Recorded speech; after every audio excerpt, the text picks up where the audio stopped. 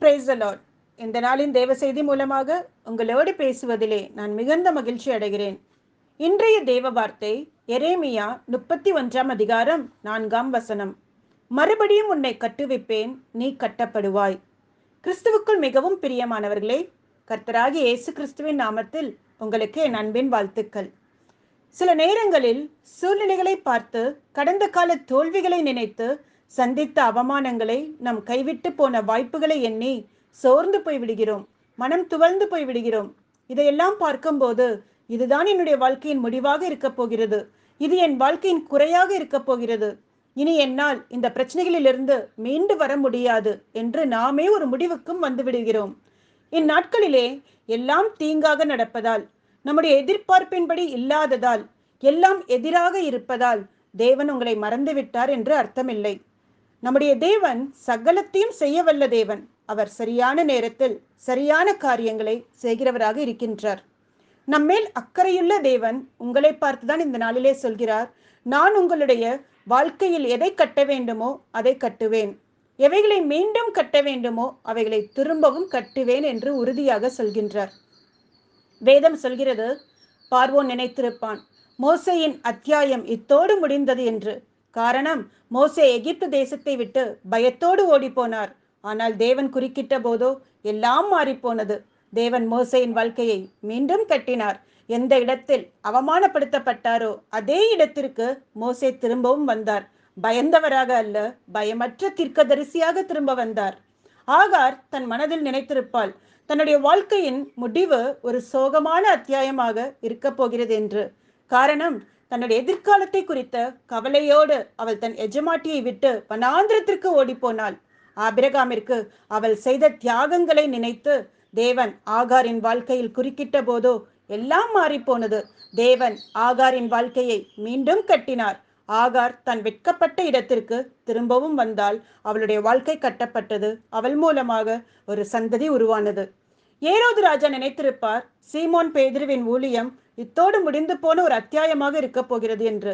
காரணம், அவர் சிறைப்பிடிக்கப்பட்டார், காவலில் இருந்தார். மறுநாள் அவருக்கு மரண தண்டனையும் உறுதி செய்யப்பட்டிருந்தது. ஆனால் தேவன் குறுக்கிட்ட போது எல்லாம் மாறிப்போனது. தேவன் பேதுருவின் வாழ்க்கையை மீண்டும் கட்டினார்.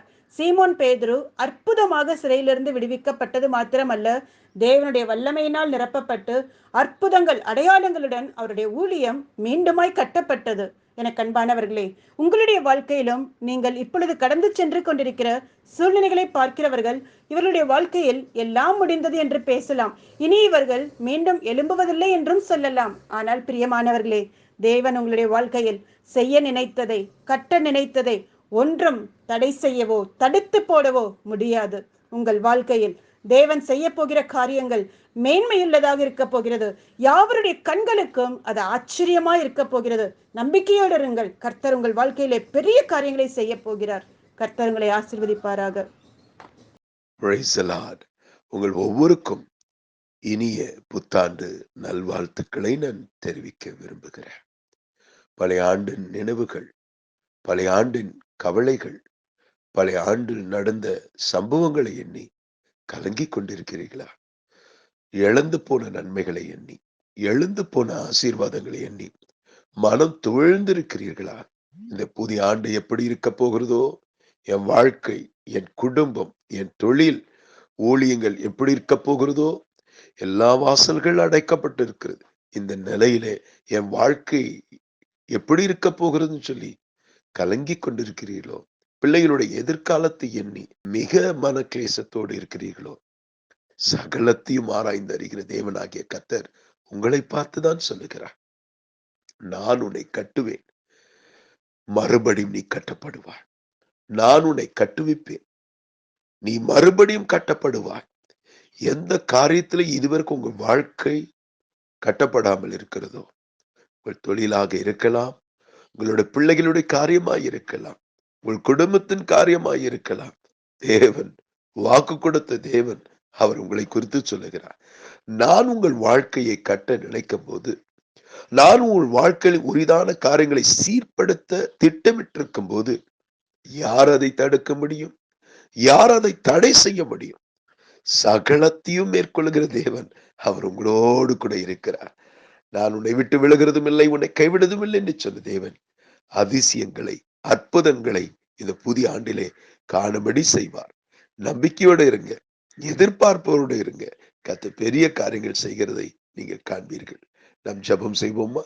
கண்களை மூடி ஜெபம் செய்வோம். அன்பும் இரக்கமல்ல நல்ல தகப்பனே, இந்த வார்த்தைகளை விசுவாசத்தோடு நம்பிக்கையோடு கேட்கிற ஒவ்வொருத்தரும் உடைய கரத்தில் வைக்கிறேன் அப்பா. உடைய மனதில் இருக்கிற ஏக்கங்கள், பாரங்கள், கவலைகள், மன கிளேசங்களை நீர் அறிந்திருக்கிறேன். கைக்கு எட்டினது வாய்க்கட்டுவலை போல பல காரியங்கள் கைவிட்டு போனது. தன் எதிர்காலத்தை குறித்து கேள்வியோடு இருக்கிற அவருடைய கேள்விகளை, கலக்கங்கள், வேதனைகளை நீ அறிந்திருக்கிறேன். நிச்சய முடிவு உண்டு. உன் நம்பிக்கை வீண் போகாது என்று சொன்ன தேவன் அவர் வடிக்கிற கண்ணீருக்கு ஒரு முற்றுப்புள்ளி வைங்க. அவர் சரித்தில் படுகிற பாடுகளுக்கு ஒரு முற்றுப்புள்ளி வைங்க. அவர் எதிர்பார்த்த எதிர்பார்ப்பின்படியே ஒரு அற்புதத்தை, ஒரு அதிசயத்தை தந்து அவர் உள்ளத்தை மகிழ செய்கிறதுக்காக நன்றி. எதிர்பார்த்த சுகம், எதிர்பார்த்த விடுதலை, எதிர்பார்த்த ஆசீர்வாதங்கள், எதிர்பார்த்த நன்மைகள் மீண்டும் அவர்கள் பெற்றுக்கொள்ளட்டும். அதிசயங்களை, அற்புதங்களை காண பண்ணுவேன் என்று சொன்னதே, அதன்படி ஒரு அதிசயத்தை இந்த புதிய வருடத்தில் பார்க்கட்டும். பெரிய காரியங்களை அவருடைய கண்கள் காணட்டும். ஆசீர்வதிங்க. ஆமென், ஆமென்.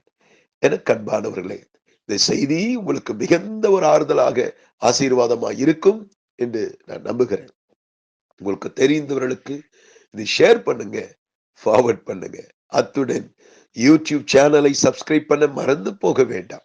இந்த செய்தி ஆசீர்வாதமாக இருந்தது அல்லவா? ஆதலால் லைக் பட்டனை கிளிக் பண்ணுங்க. பலருக்கு அது ஆசீர்வாதமா இருக்கும். மேலும் ஃபர்தர் அப்டேட்ஸ்க்காக பெல் பட்டனை கிளிக் பண்ணுங்க. கர்த்தர் உங்களை அதிகமா ஆசீர்வதிப்பார். God bless you. Amen. Amen.